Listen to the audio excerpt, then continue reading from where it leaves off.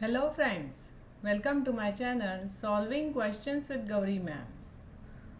Doctor Homi Bhabha बाल वैज्ञानिक competition के फॉर्म्स अभी जून में निकल जाएंगे। हम लोग उसके लिए प्रिपरेशन कर रहे हैं। स्टैंडर्ड 9th के लिए प्रिपरेशन करते हुए हम लोग MCQ सॉल्व कर रहे हैं। आपने देखा होगा मेरे चैनल पर इस एग्ज़ाम से लिए हुए बहुत सारे क्वेश्चंस सॉल्व करके दिखाए हुए हैं और हमेशा मैं चारों ऑप्शन के एक्सप्लेनेशन आपको देती हूँ ताकि आप जिस एग्ज़ाम के लिए जा रहे हो उसमें उसी कंसेप्ट पर कुछ अलग तरीके से अगर क्वेश्चन पूछा जाता है तो आपको वो सॉल्व करते आना चाहिए, राइट। इसके अलावा यहाँ पर मेरा व्हाट्सएप नंबर शेयर किया हुआ है। अगर आपको स्टैंडर्ड 9th के लिए बायोलॉजी सेक्शन से कुछ डाउट है, कुछ कंसेप्ट समझ कर लेनी है तो आप मुझसे व्हाट्सएप के थ्रू कनेक्ट हो सकते हो and we can have online one on one session to solve your doubt. तो चलिए आज का क्वेश्चन देखते हैं। पेपर 2020 से लिया हुआ ये क्वेश्चन है। Observe the given diagram and identify the correct sequence of X, Y and Z. Simple permanent tissue के बारे में क्वेश्चन है। प्लांट में लिग्निफाइड सेल वॉल जिसमें होती है that is X, thin cell wall जो है दैट इज वाई और थिक सेल वॉल जो है दैट इज जेड टिश्यू, ऐसे ये डायग्राम में बताया है।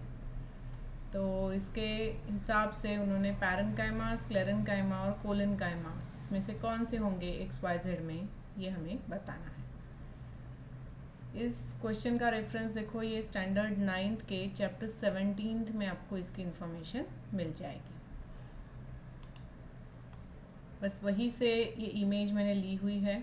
इस चार्ट में हमें बहुत अच्छी तरीके से बताया गया है सिंपल परमानेंट टिश्यूज़ कौन से हैं, उनकी फिगर्स भी है, उनके स्ट्रक्चर, सेल स्ट्रक्चर कैसा है, फंक्शन, लोकेशन, सब टाइप्स अगर है।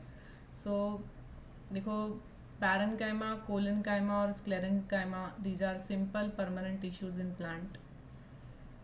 इसमें इंटरसेलुलर स्पेसेस है, वैक्यूल है, क्लोरोप्लास्ट है जब हम पैरेन्काइमा की बात कर रहे हैं। कोलेन्काइमा में वैक्यूल दिखाई दे रहे हैं, सेल वॉल है एंड स्क्लेरेन्काइमा ल्यूमेन कैविटी है यहाँ पर और सिंपल एयर पिट पेयर है। यहाँ पर लिग्निफाइड थिक सेल वॉल है इन स्क्लेरेन्काइमा। पैरेन्काइमा के बाकी कैरेक्टर्स अगर देखो तो these are living cells with thin cell wall. तो हमारे क्वेश्चन के हिसाब से ये देखो थिन सेल वॉल है पैरेन्काइमा में, इंटरसेलुलर स्पेसेस है। This is present in all parts like root, stem, leaves, flowers, seeds, हर पार्ट में पैरेन्काइमा टिश्यू होते हैं। इनका फंक्शन है to support storage of food, filling vacant spaces.